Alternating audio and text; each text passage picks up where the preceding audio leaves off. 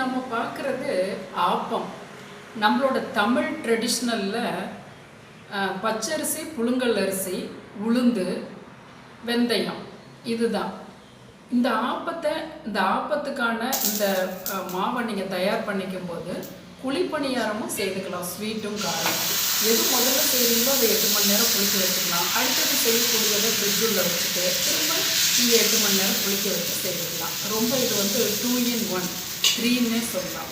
வாங்க இப்போ ஆப்பமும் அதுக்கான கார சட்னியும் பார்க்கலாம். ஆப்பம் செய்கிறதுக்கு 1/4 படி அளவுள்ளது இட்லி புழுங்கல் அரிசி, அதே 1/4 படி பச்சரிசி 5020, 1 டேபிள் ஸ்பூன் வெந்தயம் இந்த அரிசியோடைய போட்டுக்கிறோம்.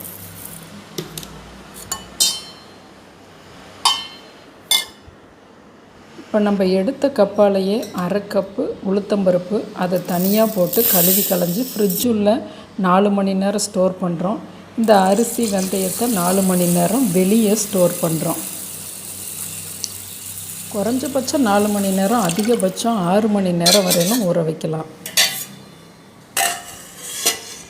இப்போ அரிசியை எடுக்கிறோம். அரிசி தண்ணியை ஊற்றி அரைக்கணும். உள்ளே ஃப்ரிட்ஜுள்ள இருக்க தண்ணியை ஊற்றிட்டு உளுந்தை மட்டும் இதில் சேர்த்து அரைச்சி நைஸாக அரைச்சி அரிசி ஊறின தண்ணியிலையே ஊற்றி அரைச்சி உப்பு போட்டு நல்லா கைகளால் கலக்கி விடுறோம்.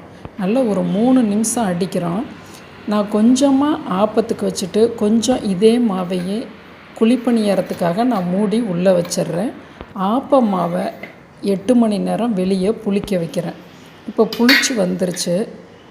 அதாவது இந்த மாவுலேயே நீங்கள் 2 in 1 பண்ணிக்கலாம். இதுக்கு 1 மூடி தேங்காய், அதாவது 1/4 படி அரிசிக்குன்னு வைங்களேன், 1 1/4 படி தான் நம்ம குழிப்பணியாரத்துக்கு வச்சுக்கிட்டோம். தண்ணி போட்டு நைஸாக அரைச்சி இந்த மாவில் கலந்துடலாம்.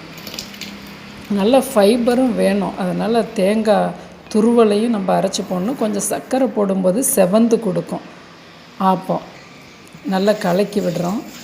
அந்த கன்சிஸ்டன்சி பாருங்கள், கொஞ்சம் நீர்க்க நல்ல ஒரு துணியை போட்டு எண்ணெய் போட்டு ஒரு காட்டன் துணியால் தொடச்சி விடுங்க. எனக்கு ஆப்பச்சட்டி இல்லை, நாங்கள் இது போல் தான் செய்வோம். ஆனால் நடுவில் உப்பி சுற்றி வர முறுமுறுன்னு இருக்கும். அப்போ என்னென்னா சுற்றி வர மட்டும் நம்ம கரண்டியை வச்சு தேய்ச்சி விடணும். நடுவில் உப்பலாகவே இருக்கும், நல்லா ஹோலாகவும் கிடைக்கும். நான் இப்படி தான் ஆப்பம் செய்துக்குவேன். சுற்றி வர எண்ணெய் விட்டுக்கிறோம், நடுவில் தேவையில்லை. ஏன்னா தேங்காயோட மாய்ச்சரே நல்லா இதாக இருக்கும். ஒரு 1.5 நிமிஷத்தில் வெந்து வந்துடும். அதை எடுத்துடலாம். ஆப்பச்சட்டி வேணுங்கிறதில்ல, கண்டிப்பாக அதே டேஸ்ட்டோடு உங்களுக்கு தோசைக்கல்லில் கிடைக்கும். இன்னொரு முறை நான் ஊற்றி காமிக்கிறேன் பாருங்கள். நடுவில் ஹோலாக நடுவில் ஊற்றுறோம். நடுவில் தேய்க்காமல் கொஞ்சம் சுற்றி வர அப்படி தேய்ச்சி விட்றோம். நல்ல கிறிஸ்பியாக சுற்றி வர மட்டும். இப்போ சுற்றி வர மட்டும் எண்ணெய் போட்டுக்கிறோம். நடுவில் எண்ணெய் தேவையில்லை. ஆனால் ஏடாக நல்லா எடுத்து கொடுக்கும் அந்த தேங்காயில் இருக்க ஃபைபரும் பச்சரிசியும். இது கூட என்னது சப்பாத்தி கல் தான், எவ்வளோ அருமையாக வருது பாருங்கள், சுற்றி வர செவந்து. நீங்கள் ஒரு 3-4 ஆப்பம் இப்படி நீங்கள் சுட்டு பார்த்தீங்கன்னா நடுவில் உப்பலாகவும் சுற்றியும் கிறிஸ்பியாகவும் வரும். இதுக்கு சட்னி 1 டேபிள் ஸ்பூன் கடலப்பருப்பு, 3 பல் பூண்டு, 3 வரமிளகாய் நல்லா பொன்முறுவலாக வறுத்துக்கிறோம்.